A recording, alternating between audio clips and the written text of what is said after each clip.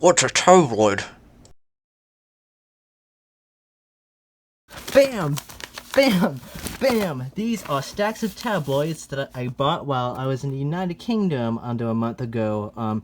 Tabloids, as we know, of course, are sensationalistic little newspapers, but actually, tabloid refers to the format of newspapers. As when most people think of newspapers, they think of newspapers like this one, which I have right here. Let me just fill this one out, and this is a broadsheet. This is the typical format of newspapers most people know and love. They're usually very informative and stuff. This newspaper in particular is very old, actually.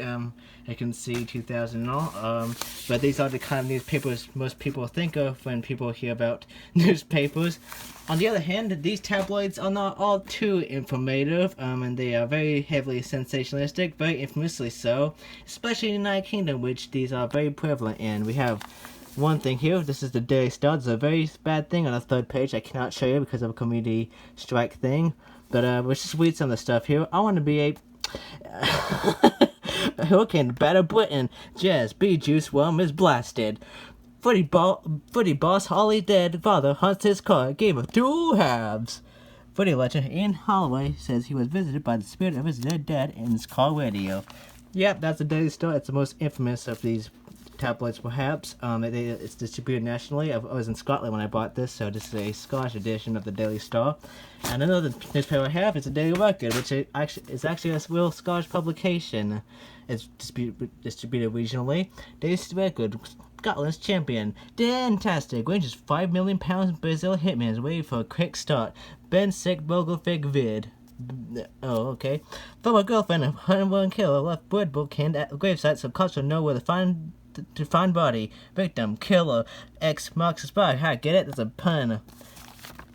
And Tories warned over fiddling with green policies while words burns. Yep, that's probably far more tame than the other tablets I just showed. This one's also the cheapest of the tablets I got, which just AP, and just because I bought this produced paper on a weekday where tablets are much cheaper. On the other tablets I showed, I bought on the weekends, which are much more expensive.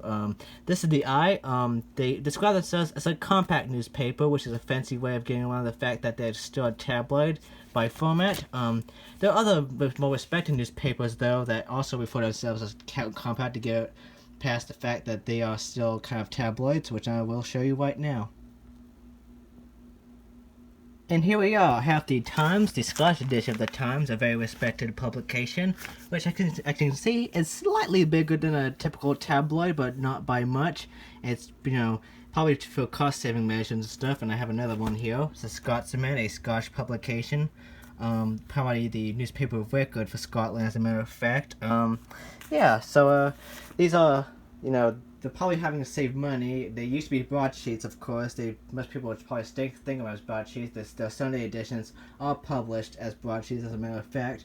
But obviously, over time, they have to, save money publishing these newspapers, so they have to scale back the sizes of the papers themselves, and now they're kind of tabloids. And here are two tabloids that use the format to their advantage, because these two tabloids are actually found at metro stations in Britain. So obviously you don't want to read too much right on your little commute. So these are very efficient ways to get your news, you could say. This is the Metro, and this is the Evening Standard, found in London. Yeah, I don't really have much else to say about tabloids. They're very popular in Britain, and obviously, tabloids do exist around the world. They certainly do exist in the United States. It's not quite as pervasive, but they do exist, which I'm about to show you. Tabloids like the Daily Star are distributed nationally in the United Kingdom. The same cannot really be said about the United States because, of course, everything's spread apart. The closest we get are the infamous supermarket tabloids you see at stores like Walmart. These supermarket tabloids include, but are not limited to, the notorious National Enquirer, National Examiner, and Globe. These tabloids are usually completely devoid of any actual news reporting and heavily rely on sensationalism and fake news.